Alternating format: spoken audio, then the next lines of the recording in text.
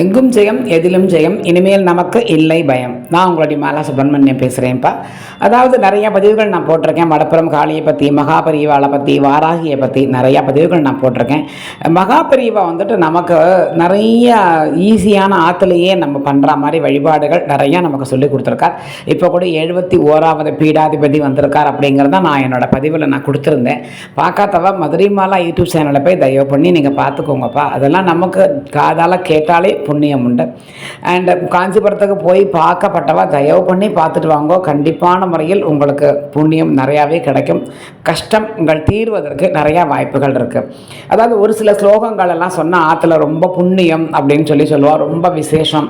அதாவது இது மகிஷாசுரமர்த்தினி ஸ்லோகம், கனகதாரா ஸ்லோகம், அதுக்கப்புறம் இந்த லலிதா சகசரநாமம், கந்த சஷ்டி கவசம், கந்த குரு கவசம், இதெல்லாம் வந்துட்டு கொஞ்சம் பெரிய ஸ்லோகங்கள் இல்லையா? இதெல்லாம் வந்துட்டு ஆற்றுல நமக்கு உக்காந்துண்ட இதையெல்லாம் விளக்கேற்றிட்டு எல்லாம் ஃபுல்லாக சொல்லிவிட்டு நம்ம டியூட்டி கிளம்ப அவதியாக நம்ம எல்லாத்தையும் ஆற்றுல காரியத்தை முடிச்சுட்டு மாமியார் இருந்தால் அவளை பார்த்துக்கிட்டு, மாமனார் இருந்தால் பார்த்துக்கிட்டு, குழந்தைகள் இருந்தால் குழந்தைகளை பார்த்துக்கிட்டு, டப்புன்னு ஸ்கூலுக்கு குட்டிகள் போச்சுன்னா டப்பாவில் போட்டு எல்லாத்தையும் கொடுத்து அமைச்சிட்டு நம்ம அங்கேருந்து கிளம்பி ஓடி வருவோம். ஸோ இந்த மாதிரி சிச்சுவேஷனில் இந்த ஸ்லோகங்கள் எல்லாத்தையும் உட்காந்துட்டு பொறுமையாக நம்ம ஆற்றுல சுவாமிகிட்ட உட்காந்து சொல்ல முடியாது. விளக்கேற்றிட்டு கடகடன்னு நம்மளுக்கு தெரிஞ்ச நாமாக்களை சொல்லிவிட்டு ஒரு பழ நைவேத்தியம் பண்ணிட்டு நம்ம வரோம் அப்படிங்கிறது ரொம்ப பெரிய விஷயம் இல்லையா?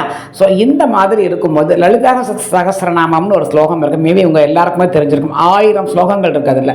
அந்த லலிதா சகஸ்ரநாமத்தை ஜென்ரலாக என்னென்னா ஆற்றுல வந்துட்டு நிறையா பேர் ஆற்றுக்க பிராமணால் நிறைய வர சொல்லி மடிசாப்படையை கட்டுக்கிண்டு எல்லாரும் வந்து உட்காந்துட்டு ஆற்றுலையோ இல்லை கோவில்லையோ அதை வரவா எல்லாருக்கும் சாப்பாடு போட்டு வெத்தலை பாக்கு பழமெல்லாம் கொடுத்து புடவையும் ரவிக்க துணி எல்லாமே வச்சு கொடுப்பா. ஏன்னா அவ்வளோ ஒரு புண்ணியம். அந்த ஸ்லோகம் சொன்னால் ரொம்ப பலன் உண்டு, ரொம்ப புண்ணியம்பா.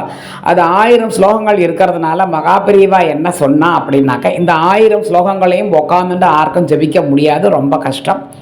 அதனால் இதை ஒரு 6-7 லைனாக அவர் கொடுத்துருக்கார். நீங்கள் இதை ஜெபிச்சேன்னாக்க 1000 ஸ்லோகங்கள் சொன்ன புண்ணியம் நமக்கு கிடைக்கும். எவ்வளோ அழகாக சொல்லியிருக்கார் பத்தியடா. ஸோ இதை நம்ம சொன்னாலே அந்த 1000 ஸ்லோகம் சொன்ன புண்ணியம் நமக்கு கிடைக்கும்.